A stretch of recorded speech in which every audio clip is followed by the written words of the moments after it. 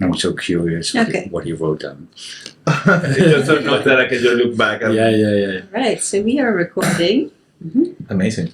You are listening to episode 1 of the Glitch Eye TV podcast, powered by Out of the Box TV. We're here in the studio today with me as the host, Mel, with Cretien, Lama, and our guest, Miguel Santana. Hi. Hello. And we're going to be talking about tabletop role-playing games and their benefits for mental health. I'm excited. Our guest here is a psychologist. You've been playing D&D as well since 2020, you said? Yeah. Yeah. And I heard that you also have experience with Play therapy. Working with kids. Oh, amazing. That's amazing. I'm very curious, actually. Are you guys a little bit familiar? I know you're not super familiar with D&D as a game, but do you have any experience with roleplay? I used to work in theater as an actress, so yeah, I understand a little bit what's role playing, and I know that sometimes when you play a specific character, you can release a lot of emotions because you have to reflect so many things and so many ideas to study the character, and you have to put yourself in a specific shoe, and that helps. Yeah, I'm a social worker, and I did a lot of role games. Role playing? I'm sorry. Yeah, in my school, to practice like how to deal with situations and emotions. Okay. And it's very helpful, I think. It can be very helpful. So I'm also curious how you do that with kids. We'll play the kids. Yeah, because I think that role playing is a big part, obviously, of these of the TTRPGs. What sets it apart, kind of, from like role playing a character as an actor, or usually as a social worker, is that there are rules attached to the actions that your character can take. Let's say it's a lot of improvising as well. If you do it like for training goals, like then you have a set situation, like you play this role of an angry person or whatever, and I assume that this is like much more into the fantasy, and you can translate those feelings. Yeah. Probably.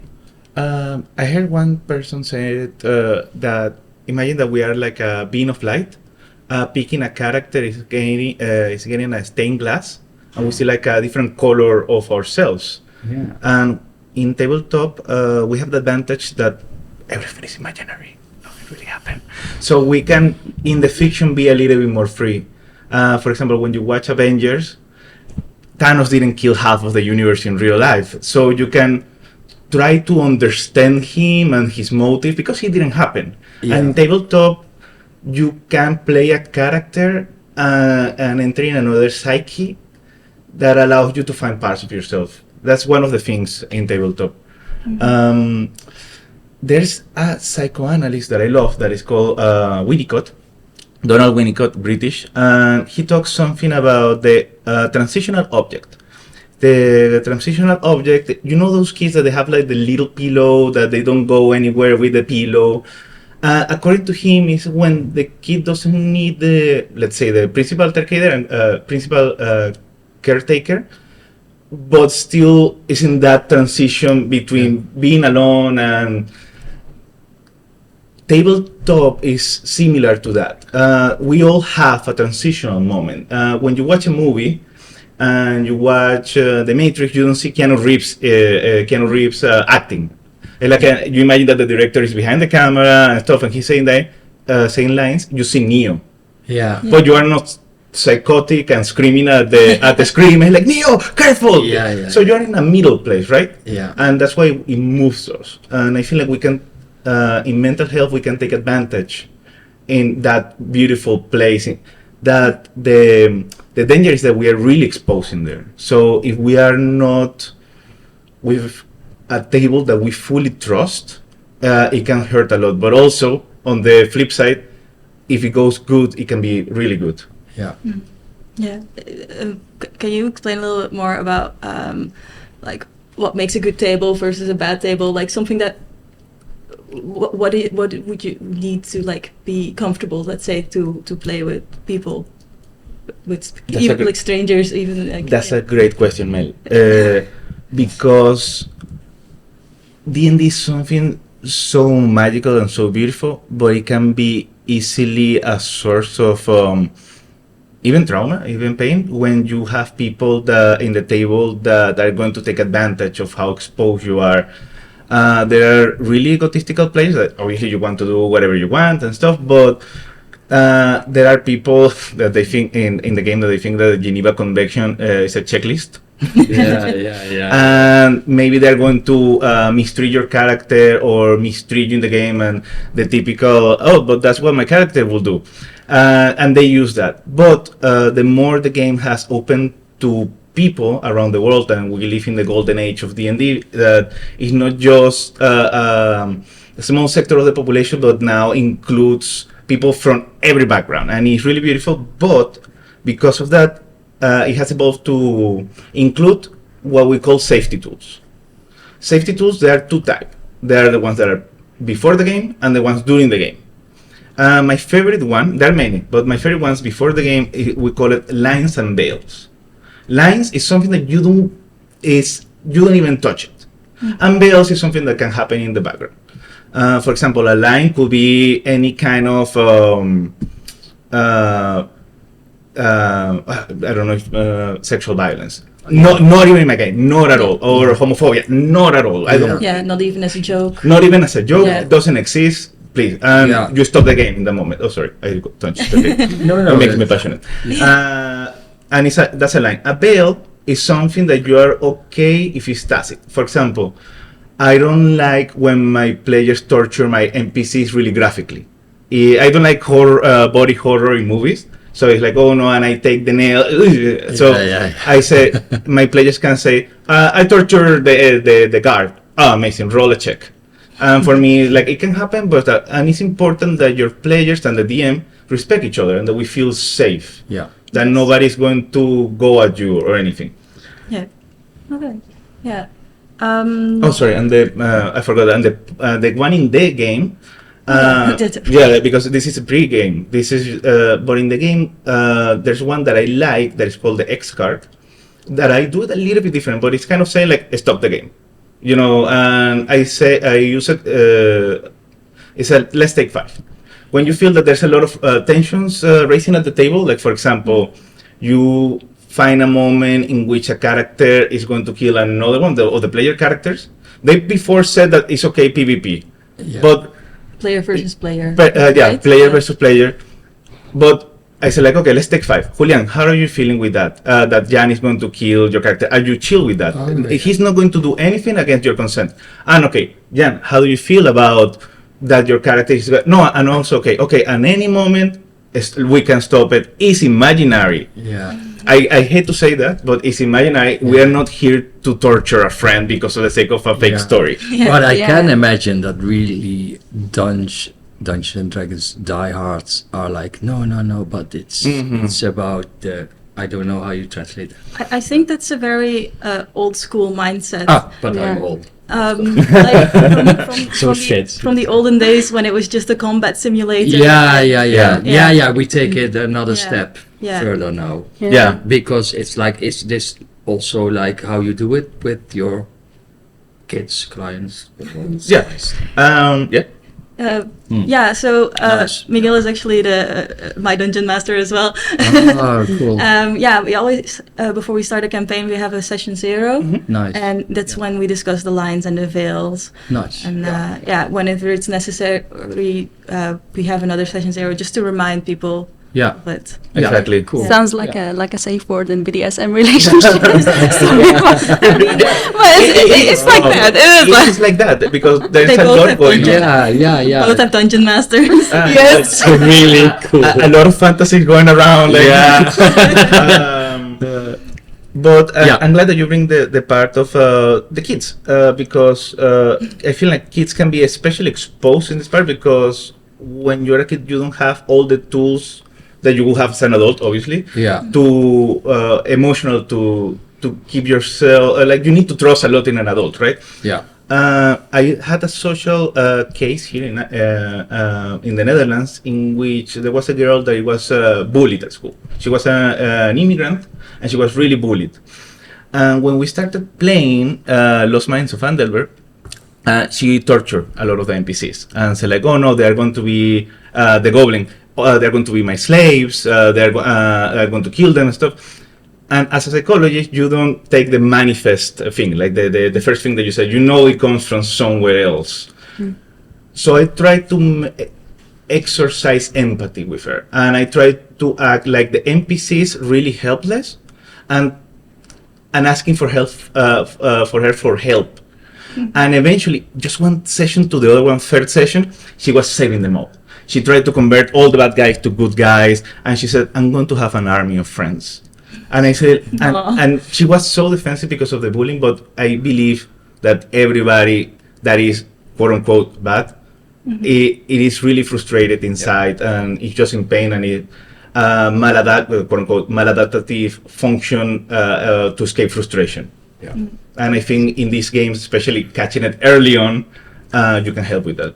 And I wonder, like, can you tell me what made her trigger to make enemies friends? Like, That's a good question. I think it was. I cannot tell you specifically what. I only can tell you what I tried is to appeal to her empathy. Yeah. And try to make first that she feels safe. That if you are a DM and all your NPCs betray the party, you are not doing it right, because then your PC don't feel safe. So the bad guys, the monsters are not going to betray her. yeah. They feel and they meet her, and they are open for an alliance or be friends. Yeah. And I feel like in a safe space, she felt like, oh, I can maybe let my guard down. That was my approach. I don't know if it was exactly that. Yeah. Because I like psychoanalysis a little bit. And I believe that there are a lot of unconscious processes, especially like in the symbolism or what you said about sometimes how we identify with the aggressor to feel that we are not the victim. Yes. And that happens sometimes. Approach. Yeah. And do you think that you've found that she also in real life started to transfer that skill, let's say? I would like to think so. We had to cut the campaign earlier. They went back to their home country. I like to think that it helped. I used to work with back in Venezuela in a kids hospital. Funny enough, like it was my internship, and I said like I don't want to work with kids or teenagers. I said to my teachers, they put me in the kids and teenagers hospital, and I loved it. Like it was like a self-discovery. But I was really moved in that month because I work in the leukemia and nephrology department, and a lot of kids were either terminal or suffering a lot, and you have the feeling that you want to. I'm going to say like, cure them, like you want to save them. And my boss in there, she said, just play with them a little bit. It means the world for them, and I feel like those 5 sessions. I like to think maybe my own narcissism or something, but I like to think that it was like a drop of water. You know. Mm-hmm. I like to think that. Also, with that family, we work because she played with her sister and her mother. And we work a little bit in the family dynamics because constantly to the other girl, the family was telling them what to do with her character. And it was kind of a mirror of the normal family dynamics that they control a lot each other. Okay. And as the dungeon master and also a therapist, but in that one I was as a social worker, I said like, okay, no, we can say maybe what we would prefer, but you cannot tell what another person is going to do with their character. And it helped a little bit to kind of, okay, no, in this moment, X person, I'm not going to say, well, let's say Anao. Anao, she can do whatever she wants, even though she can hear, but after you say your piece once, you have to shut up. Mm-hmm. It's her turn.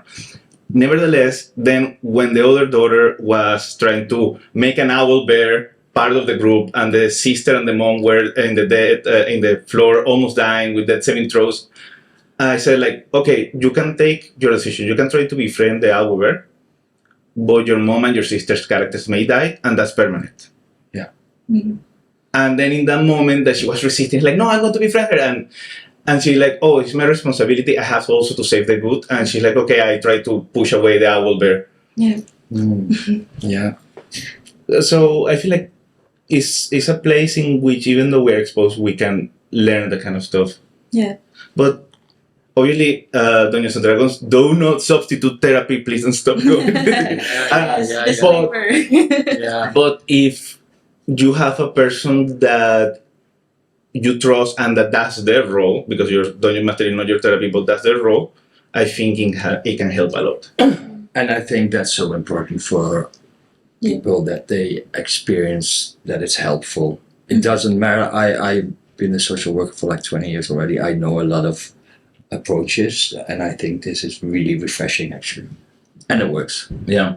It was hard to explain it to my boss in the moment. Like, so you play games with them? Like, no. I try to explain Yeah. the music that I use, but I do think that it works. Yeah, and bosses always, when you do something new, they Yeah.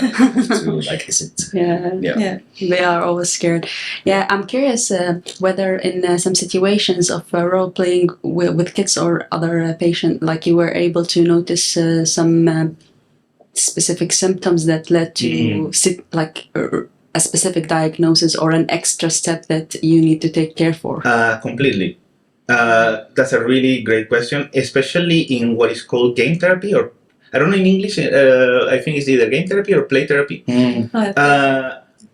They taught us how to understand, depending of the story that the kid is trying to make, to understand. Maybe have a small window to what is happening inside. There's, for example, psychotic play.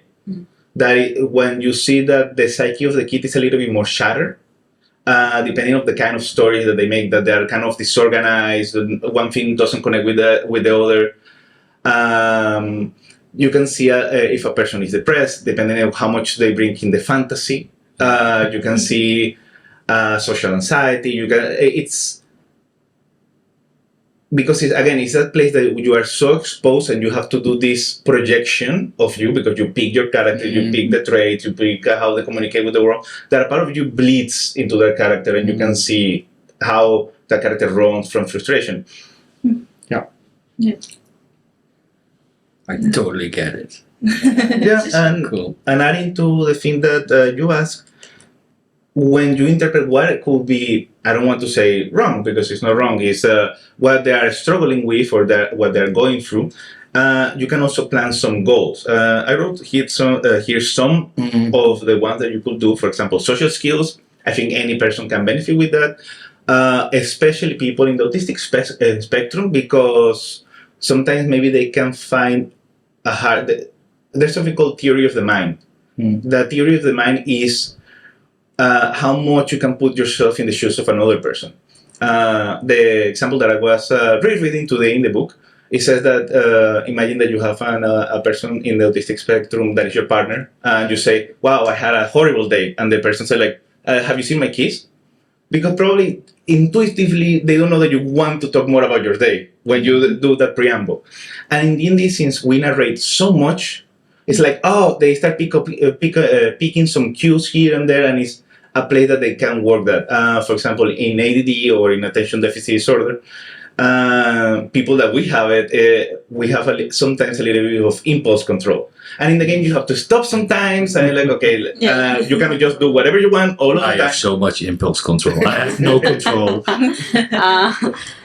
You work empathy, impulse control, arithmetic. And creative thinking, because I know a lot of people that maybe, usually because perfectionism, but it can be also 1,000 other different things, but there's so much creative thinking that eventually you strengthen the muscles, and maybe you allow yourself to be creative in the end. Even you don't have to be the dungeon master, you still have to do a character with a backstory, how they solve problems, and ethics. That happens a lot, and there's like a big discussion of the ethics of Dungeons and Dragons. And with this family again, they found a white dragon, and the white dragons are a little bit more clueless, are a little bit more like in the moment.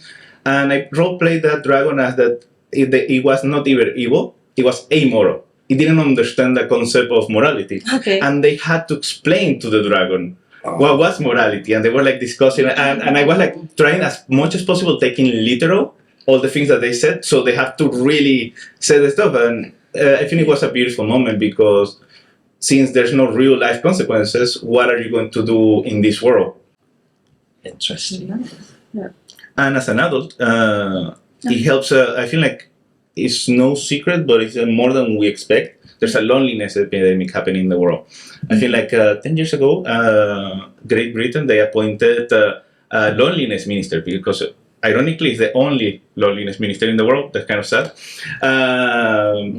But also in the United States, it happened a lot that there's especially males, but I feel like it's also really globalized, but that they don't go and make new friends. The reasons can be any, but D&D helps that you see your friends every week or every 2 weeks or every once a month. My friends that don't play D&D with me here in Eindhoven, I see them like every 3 months, 4 months, but the ones that they play D&D with me, I see them every 2 weeks. Yeah. And it helps you keep those bonds straight. For me, like the community aspect of D&D was like also very important. I actually made the first friends that I made in college were people who were interested in trying out D&D, and when I moved back to Eindhoven, I was struggling a lot with loneliness as well, but I had this like framework of like, hey, I can go here and I actually know what I can do here, and then after that, you know, I meet people at the game store, get talking to them, and you actually find people who you mesh with. Yeah. I really appreciate that the fact that you just have a shared hobby and a place that actually is very accommodating to that shared hobby, because for some things it's really difficult to find a shared space. True. And not trying to degrade other hobbies, not at all. Like if you want to play poker every Tuesday night with your friends, that's fun, and you bet some cents.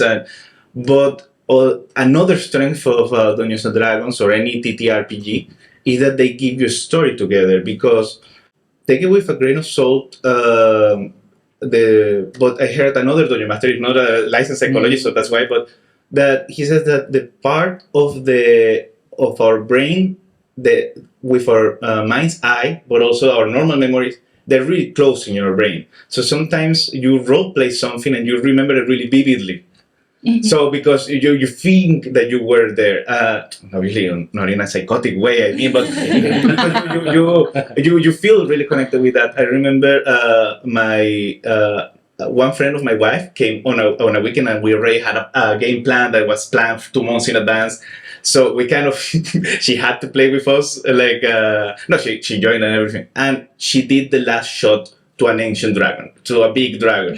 And I described how the dragon was falling. And every time that I call with her, like, oh, Miguel, remember that dragon that I killed? You know, like, it's a memory that we share now together. And like, for example, Mel and I, if we don't see each other in 5 years and we have a beer, we're like, oh, remember Argo? No, when he jumped from the spaceship and it's like, and killed that evil goose and then pulled the parachute. It's like, oh yeah, and we get goosebumps. Remembering something that didn't happen, but we were there. Yeah. So it's that kind of, because at the end, what is reality? But it sounds like improvising sessions in theater, because also when we have these sessions, even after 10 years we laugh about it, or remember some stories, and sometimes you meet just one person from another theater group that just came randomly to practice with you, and like you came up with something and you both remember it every time and laugh about it.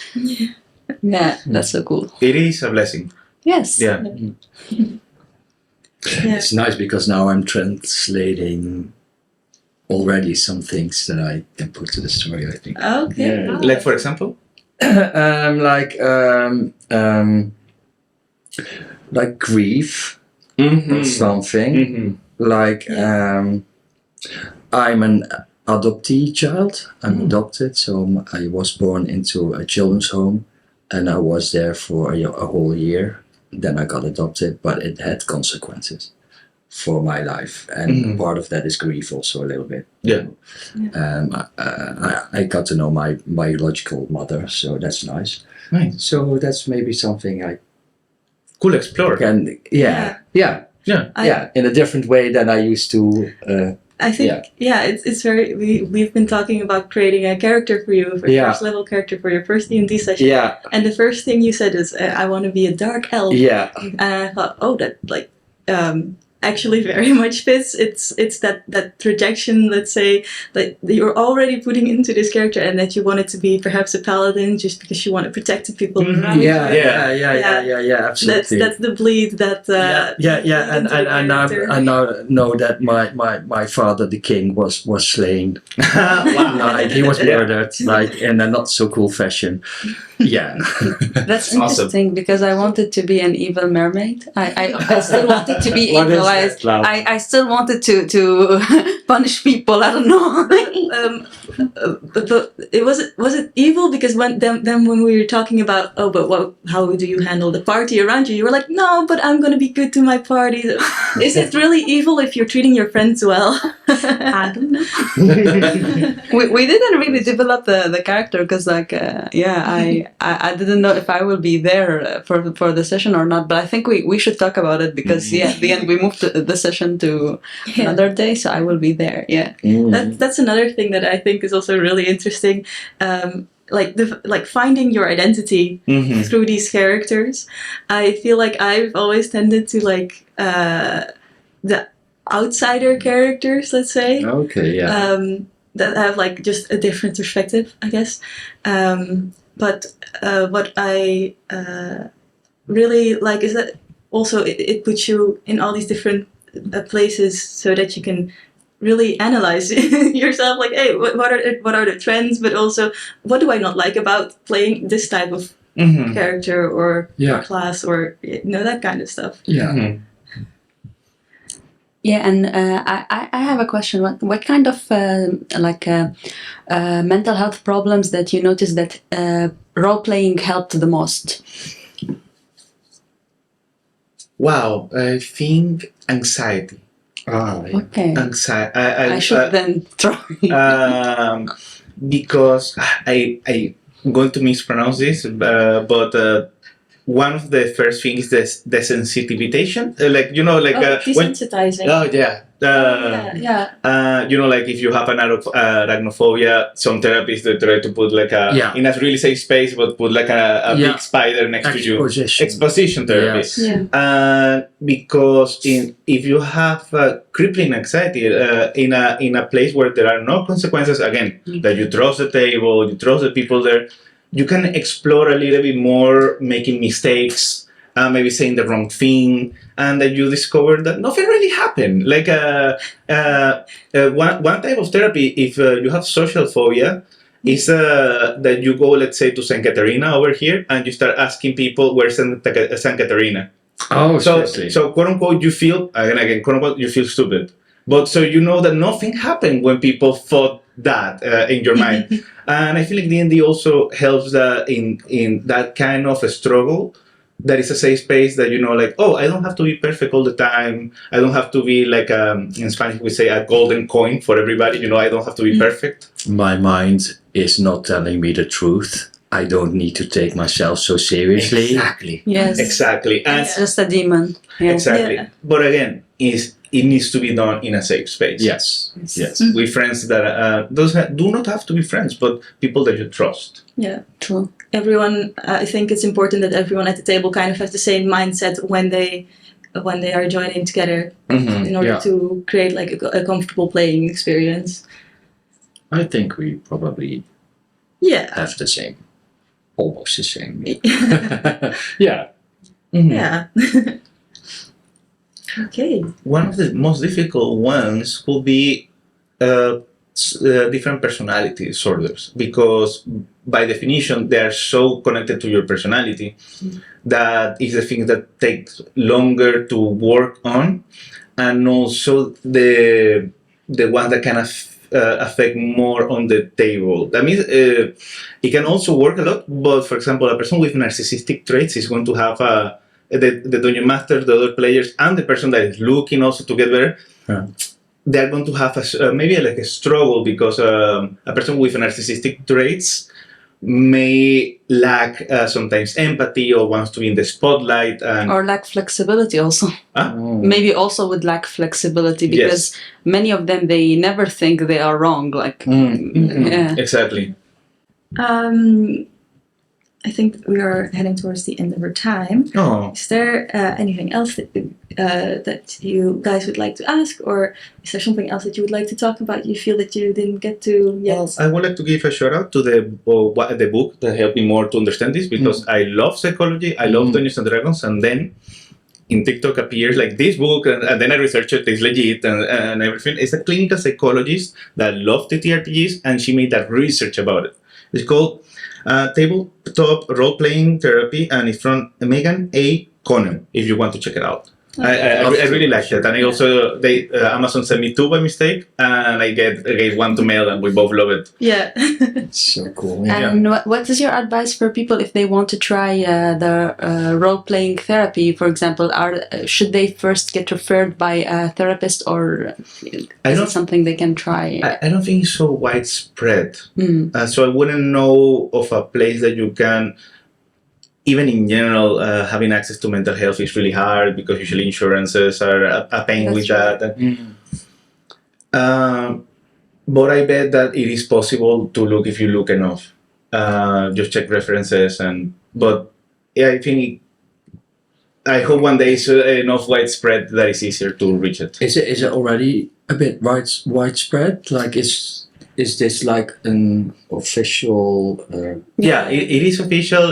There's academic research about it, but not so much yet, because the thing with Dungeons and Dragons is that it has quadrupled the people playing it since 2014, 2019, and then after the pandemic, and it's a game that is since 1974. Oh yeah, and it's because of many things. I'm not going to go for the historic details, but I think that's why, because of that boom, now there are more people making more research and exploring more of the things. So I think that in the future, in the next 10 years, it's going to be more of a common kind of therapy. Yeah. Okay. And we're making a podcast about it. Yeah, we are out there in the world. Yes, hopefully it will be something that people get referred to easily, like it's part of a plan or of a therapy plan. It's like an accepted method. Yeah. Yes. Just like with drama therapy, like that's also becoming more and more popular. Yes. Yeah. I hope so too. I hope so. I see a lot of benefits. Yeah. What is the downside? That's maybe from this type of therapy. Yeah. Well, I think is that it's not so focal towards you, but I think you can say that in every group therapy, there's also more variables that maybe the therapist cannot control. That I think like that could be a minus, because maybe one person is having a bad day. Oh yeah. Yes. For example, one of my best friends,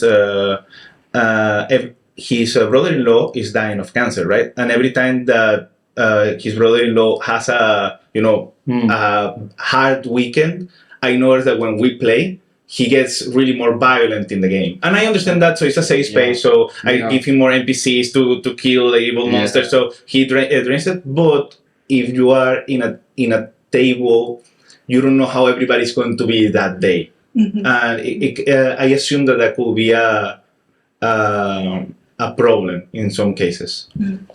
Yeah. And I assume you also need like a therapist who is also willing to play and comfortable and familiar with the methods. Yes. Yeah.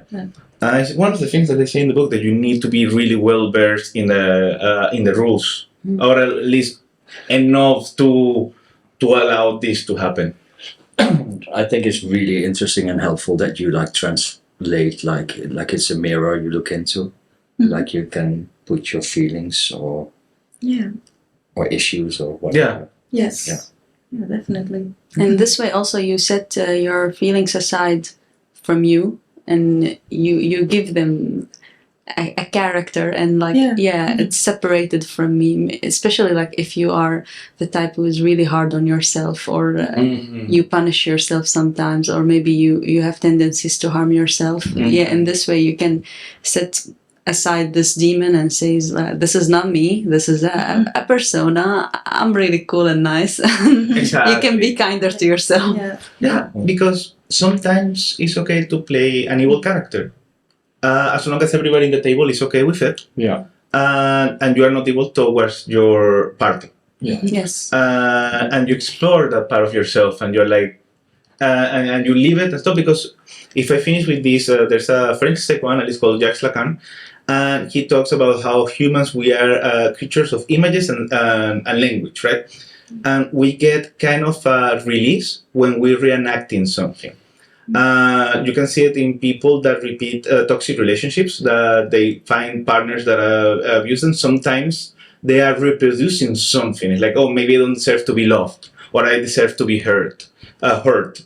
And they repeat that, and that gives, ironically, as a pleasure in the displeasure, because we are creatures of meaning. Obviously, that's why therapy is important. But in D&D, living that, it can give us a lot of relief in a safe space again. Yeah. Well, guys, thank you so much for your time. Thank you. Miguel, for I loved being it. here. Me too, actually. Really nice Miguel. place. Yeah. And we'll try to incorporate some of this in the D&D one-shot that we're going to do soon. Yes. Yeah, Nice. absolutely. I'm looking forward. I'm Yeah. excited. Yes. Thank you so much, Miguel. Where can people find you? If you have like a social media presence, or do you? I know, for example. Okay, wait. I'm asking this in a more natural way. Like, where else online can people find you? Yeah, because if you said where people can find me, in my house, I was going to give my address. They can find me. Usually, my Instagram stuff is a little bit more private, but I have there's a platform called Start Playing, and in that one is that I do Dungeon Master professionally, not as a therapy. Yeah. But if usually it's online unless you live in Eindhoven, and if somebody want, that's where they can find me, Miguel Santana. So that's why you like you organize sessions. I organize session and the Dungeon Master, and it's a la carte, whatever you want and whatever you want to work, whatever party. And obviously, here in the Netherlands, I'm not licensed. I'm licensed in Venezuela, and when I came here, they told me they didn't accept my title, and I'm starting from scratch in Tilburg. But so I wouldn't feel comfortable giving a strict therapy. It's not therapy, but as a Dungeon Master, they can find me there. Cool. Yeah. Okay. All right. This episode was produced and edited by Glitch Eye TV and recorded at Out of the Box TV in Eindhoven. We aim to normalize talking about mental health. If you would like to share your story, our contact information is in the description. Thank you for listening.